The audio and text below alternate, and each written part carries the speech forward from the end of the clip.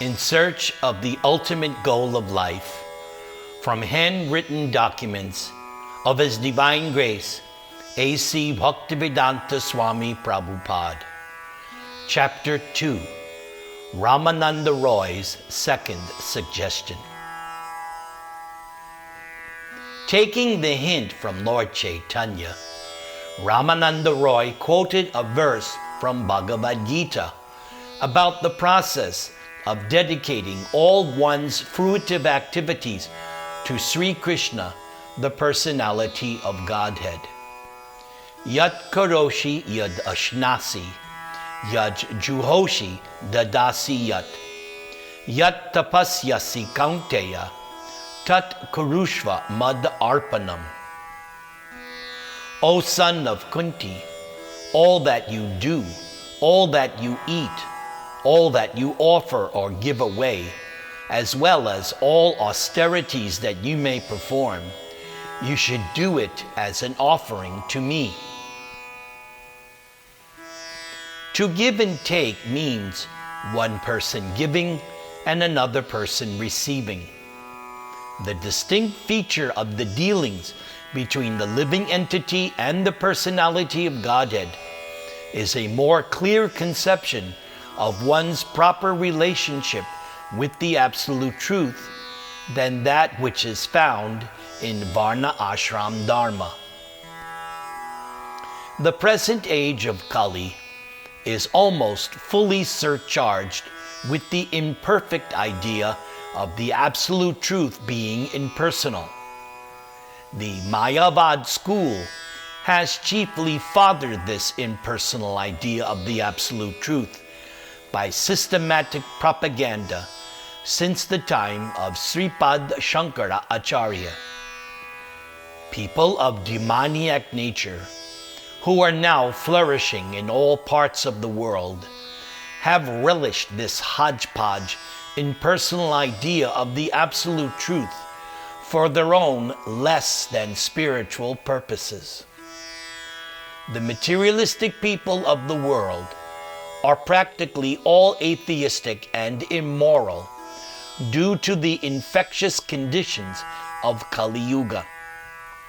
Kali Yuga is predominated by illegitimate connection with the opposite sex, killing of animals, intoxication, and gambling. Materialists are almost all notorious for all these kinds of nefarious works, in spite of their so-called education and knowledge. They are, in the language of Bhagavad Gita, dushkritana, qualified but in the wrong way. When a human being's activities is targeted towards self-realization, then it is right activity. Wrong activity means entangling oneself more and more in the conditions of material nature. The Sanskrit word kriti means one who is qualified, but the word dush means in a wrong way.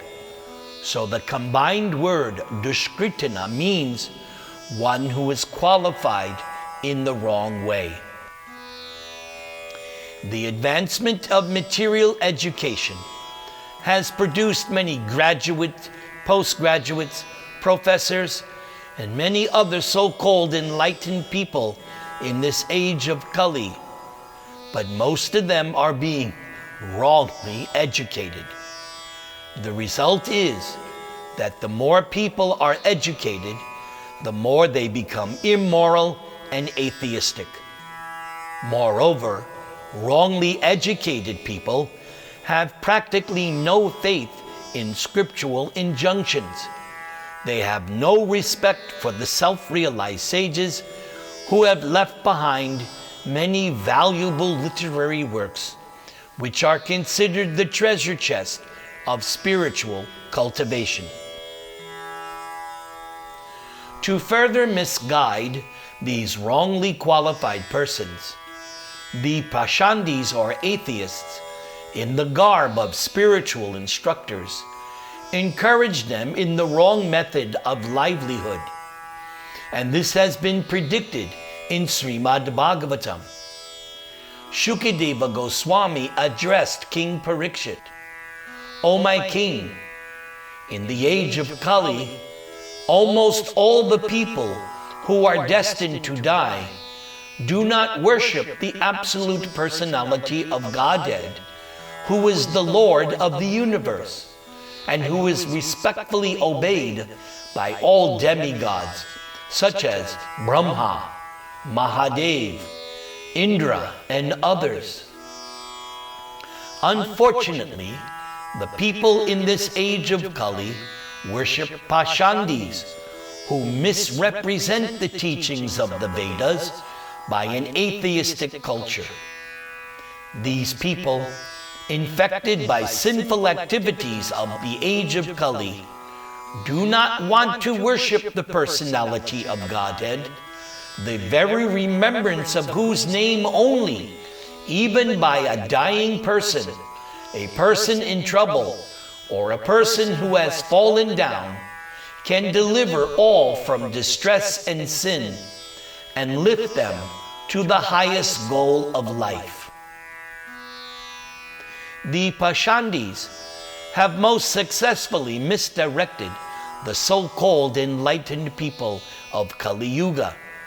They have successfully produced or manufactured many avatars or incarnations of Godhead of their own choice, without any reference to the scriptures, and propagate the false idea of impersonal liberation as the highest achievement in life.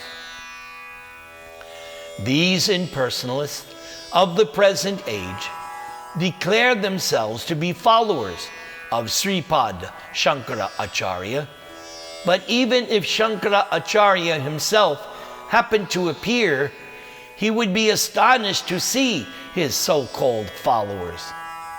In fact, these impersonalists are all atheists and materialists. They have nothing to do either with the actual Brahmavad school of Shankaracharya or with the Bhagavat Sampradaya represented by the Vaishnava Acharyas. The impersonal conception of the Absolute Truth, as propounded by the so-called Brahmavad school, falls short of spiritual progress from its very first step.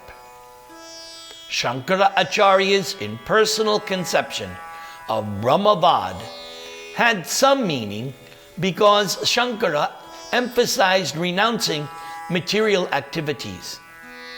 His ideal example of renunciation, as personally practiced and taught by him, has great significance for the demoniac people of this age of Kali. But the present-day impersonalists do not follow Shankaracharya nor the scriptures. However, they do preach something that is not only absurd from all spiritual points of view, but is the start of material enjoyment, which they try to cover with the red garments of renunciation. These so-called followers of Sripad Shankaracharya are condemned by him because they have taken the red dress simply for the matter of filling their bellies. The atheistic impersonalists have done tremendous harm to the potential for spiritual advancement of the people in general. Therefore, the impersonalists have become the principal target of reformation for the peaceful Sankirtan movement of Lord Chaitanya. The Absolute Truth is ultimately a person who is supreme and all-powerful. He is called Purushottama. Impersonal Brahman is the effulgence of his personal body, and localized Paramatma, or the Supersoul, is his plenary part. And that is the verdict of all the scriptures, especially Bhagavad Gita, Srimad Bhagavatam, and all other allied transcendental literatures. The whole Sankirtana movement of Lord Chaitanya is aimed at giving importance to the personality of Godhead and his transcendental service. As such, Lord Chaitanya always regarded the impersonal conception of the Absolute Truth as detrimental to the path of devotional activities. Lord Chaitanya considered the system of Varna Ashram Dharma to be external, because even if Varnashram Dharma is properly carried out, still one cannot get a clear conception of the personality of Godhead. Rämänanda Roy's suggestion of the sloka from Bhagavad Gita about offering everything to Krishna definitely advances the conception of the personality of Godhead, but still the practice of this conception is not fully transcendental. Thus, the Varna Ashram Dharma conception can hardly help to raise the practitioner to the transcendental spiritual plane.